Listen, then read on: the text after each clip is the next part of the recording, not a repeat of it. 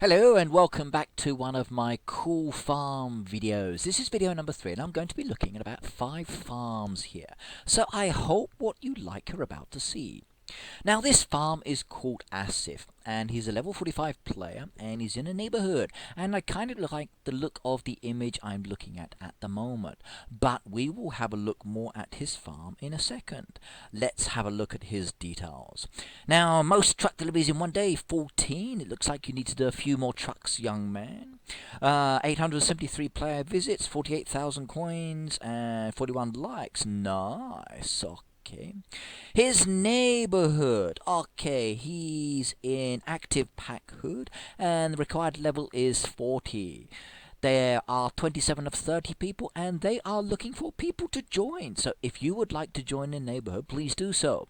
Now they don't have any gold trophies at this moment, but they do have 2 silver and 1 bronze. And a good balance of members, leaders and elders there. So that's very nice when it comes to doing derby tasks. Okay, but let's look at his farm. Right, now, as we can see here, he's got some really nice bushes behind. And I do love those rose bushes, and in this case, they're the orange ones. Each section actually partitions off the machines. And he has all his machines just in the background there, just separated by those rose bushes. Now, in some ways, that's quite interesting. I do kind of like that, but I do sometimes wish that these rose bushes were much higher. And from looking at this, it kind of feels like it's a little cramped together. So maybe a few more trees or some other objects within this would give it a little bit nicer feel to it. Now this section I do like. I do like what he's done in front of the mine. Now this is actually quite interesting. He's using some topiary, some ornaments, the actual nectar bushes and some fire with his land to create a really nice design and pattern. And for me this is actually pleasing to look at. Okay, as we come further down the farm again, we can see where he has some of his animals. Now they're just pushed there in the corner. As you can see as well, he's not opened up much of his land yet, still got a bit of way to go. Quite a few dead trees and bushes. Now a lot of people do kind of stick these dead trees and bushes off to one side, but why not use them within the actual farm design itself? Like, he's got a wonderful football pitch here, so how about having a few more of these dead trees maybe around the outside, or maybe use some of these trees over with the machines. That would make it a little bit more interesting. Now I must admit, this football pitch is actually awesome to look at. Personally, I think we need to lose the actual swings from the centre, but it does look good. Now I'd like to see those swings off to the side, almost as if you've got like the coach benches where the players are waiting, so one on the left, one on the right. Okay, he's got all of his animal pens lumped down in one corner as well. Now for me, this is the issue. Okay, everything seems to be pushed together into either one corner or another corner. Okay, he's got 2 really wonderful designs there. He's got the football pitch, which I think is fantastic, and I do like the way that's actually looking, but the potential there is for a little bit more. And I also like what he's done in front of the mine, but everything else seems kind of cramped. Now if we look at his town, okay, I like what he's starting to do here. Using the brick wall with the paving slabs and then different paving slabs here gives it a really nice design.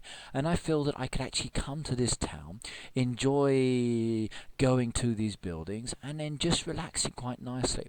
Okay, I still feel we need maybe a few more trees in there, but it's actually very, very nice. Now I've also been unlucky with both of his chests and his toolbox, but that's okay, that's just a secondary thing. Now I'm going to jump back to his farm because I really would like to look at that football pitch again, and I think that's a wonderful design if anybody wants to copy it. Okay, it's not the best part about his farm. I think the actual best part is by his mine, and I still think he, as I said, he needs to put those swings to the left and to the right, then it would be better. But the potential's there. A lot more work could be done. Maybe a few more gnomes in there as well, as though they're playing football. That would be cool. Okay, right. Let's jump to another person's farm now. Now this one is Lor The Fanatic.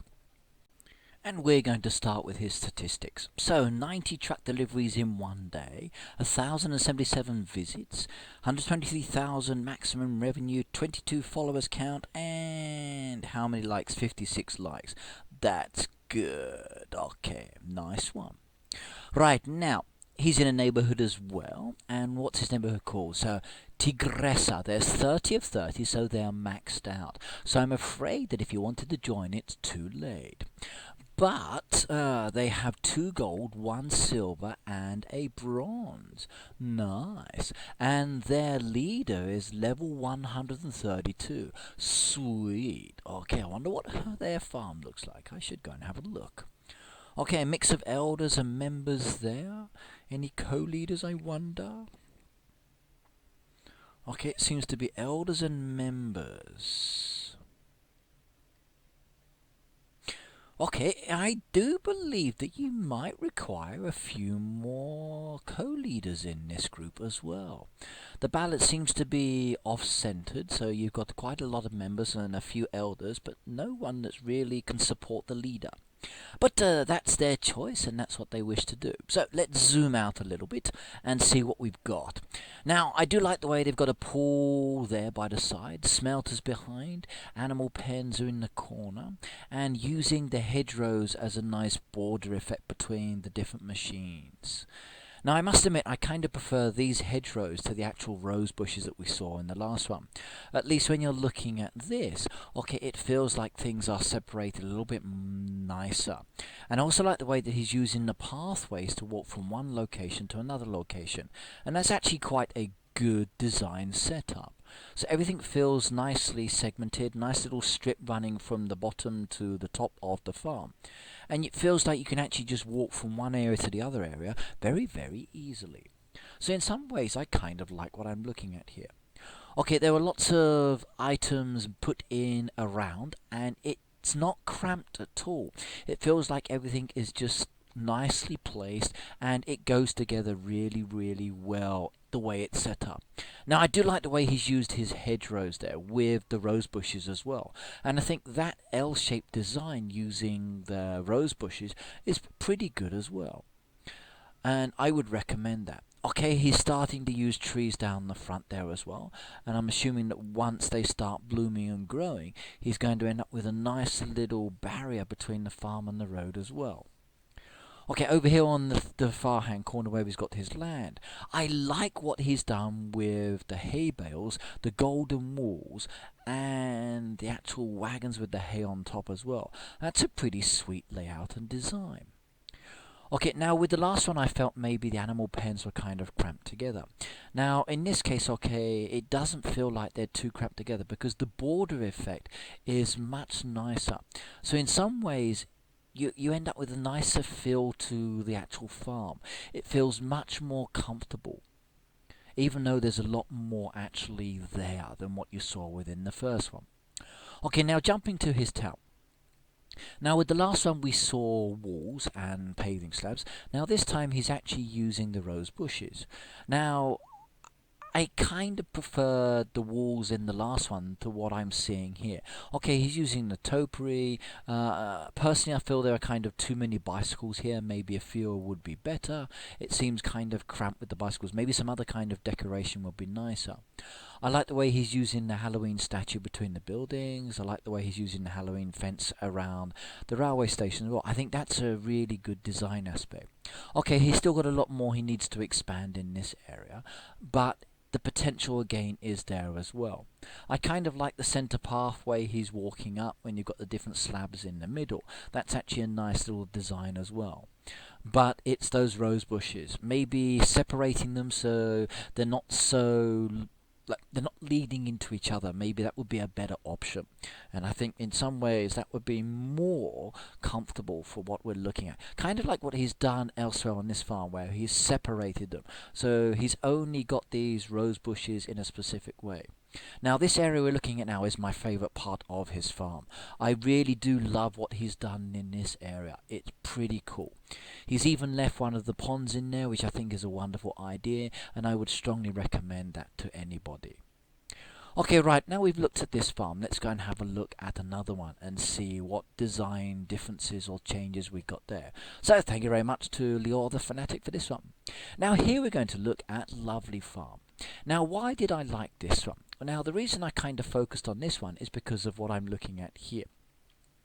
I was asked before, okay, how can we use the actual nectar bushes as a form of decoration or on the farm?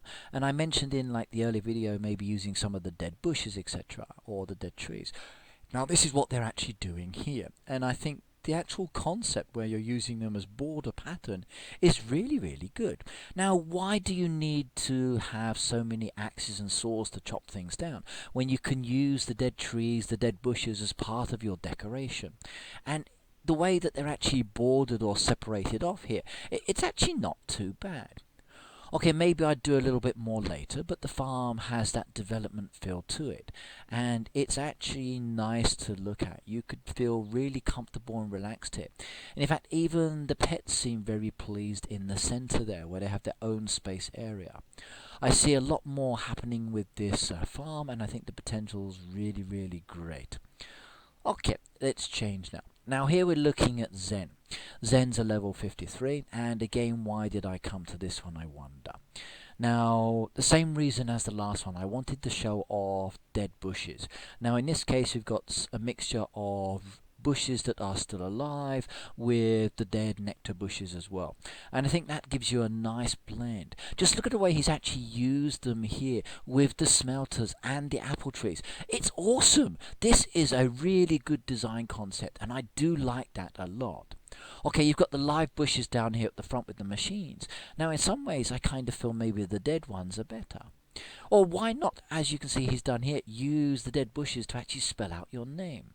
There's a lot of potential using these bushes, so why not try some of these designs out? Why not be more creative with the dead trees and bushes and show me? Now I've seen too many farms where everything's pushed together. Try spreading things out a little bit more. It makes it more enjoyable sometimes. Okay, right, now this is the pride and joy we're going to be looking at here. This is Nelson's Hanging Gardens, and basically the image that you saw on the front of the video is for this one. Now, 78 truck deliveries in one day, 1,000 visits, 137,000, 49 followers count, and what's he got on the likes, I wonder? Let's scroll down to that in a second and have a look. So, 370, and I can really understand why. Even I like this farm, and the first time I saw this farm was when he actually commented and said that my farm is much better than yours on one of my videos that was posted on the Heyday YouTube account. Okay, now his neighborhood is Pinoy Alphabet, and they've got 24 of 30 members, 6 gold, sweet, 1 silver, and a bronze. Unlucky on that silver. You must have been pipped to the post by someone.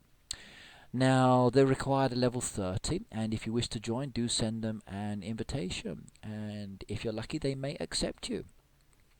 But that's enough about that. Let's zoom out and see why I like this one. And I think you will understand very, very clearly in a moment. Okay, right, now just down the side here, we come straight down the road, and we're looking in this corner here. Let's zoom out a little bit more. Now, it doesn't look cramped at all. It looks like everything's been strategically placed. You can walk into this area, you can walk to the machines, and it really feels quite comfortable. Even going up to the boat, you've got this nice little path effect where you're using the pebbled path and one of the large slabs. That's again a nice design concept. It's staggered to give you that diagonal approach. Just like many of the higher level farms, they often use this angled feel to it with the bushes and the hedgerows and topiary, etc., to give you this interesting layout or design concept, and you're going to see that in a second. Now, he's using this far corner to put his animal pens. I kind of like what he's done here with the barrels just in the center there, where you've actually got the goats. Now, as we all know, the goat pen is much smaller, and he doesn't want to lose that nice box effect, so he's using the barrels there as a way of spreading that out. And I do like that as an idea. Now, personally, it's not something I would do, but it is very, very good. Again, you're seeing as he's coming out from his dairy, got a nice bordered area there, and it does feel like the animal pens are blocked off from the farmhouse by the way he's staggered the actual bushes there and the topiary. Right, now we're coming down to my favorite area, and from looking at this farm, once you actually zoom out, it feels like you're up on a ledge area. and coming down from where the coffee kiosk is and the sushi kiosk, it feels like you're actually coming down a bank into a lower area. All because he's stepped everything. It's just off to a slight angle. The time and energy that has gone into this is pretty sweet, and I do like this a lot. Okay, as we come down to the pagoda area, I like what I'm seeing here. But is that a maze I see, and is that rabbit actually bouncing through the maze? I don't believe it. He's got a rabbit walking through the maze. That's so cool. Ah, now it's sticking its head out and is playing hide and seek. Wicked! That's quite funny to see. Now I do like this area I'm in at the moment, and as I zoom out here you can see why. I like the way that he's actually using the bushes, the water, the bridge, the walls, the paths and everything to actually come down here to the bottom hand corner where he's got one of those nice little decorations that we've seen on Greg's farm. So they must have won that in the derby. He's using headstones, topiary, the rose bushes, the arches, the normal berry bushes, the paving slabs, the rocks, statues, the nectar bushes, fields of corn. It looks fantastic. I really do love what I'm seeing here. Okay, now he said that his farm is much better looking than mine. Now in some ways I do agree. It has a really different approach and a different design aspect to it that I'm not able to mimic at the moment. One, through lack of space, two, through lack of funds, but also the fact that for myself, okay, I tend to prefer the more practical farm for farming and design usage, whereas for me this one is more for decoration. And I do like the way he's decorated it. Just as we look here, as we come over to the center of the farm, you can see the way he's using the bushes again to create a nice kind of like a high wall effect.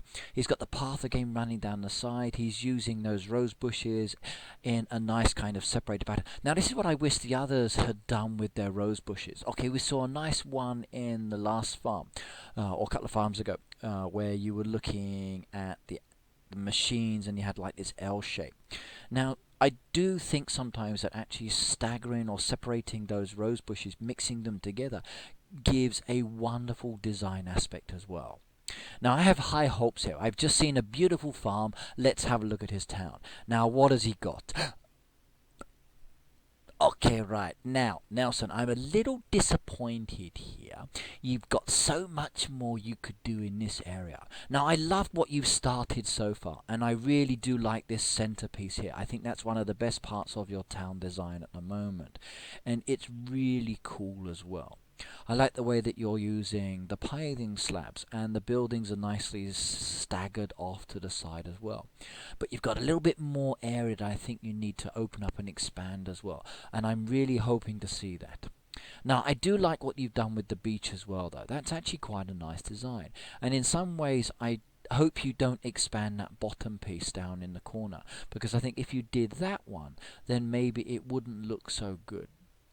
But I do want you to do something a little bit more with this top back corner behind the grocers. Okay, please don't chop the trees down. They are perfect. They look good there. But I'm hoping that once you actually get rid of the walls from those pieces behind, you might do something else in that area. But I'm hoping not too much. Then you're going to have a nice little town and countryside feel about it. Okay, right, that's enough for this video. Now, as I said, this last one is my pride and joy from what I've seen within all of these videos. I do like this a lot. Have a look again at the screen image for this video. Look at what he's actually done in his hand-drawn design, where he's added a waterfall and a lake to the top part above the mine. So the actual image that's the cover for this video is also from this farm, with a little bit of a design tweak as well. Okay, right, that's it. So I'm going to say goodbye. I've liked this farm, so it's 371, and see you all next time. Ta-da!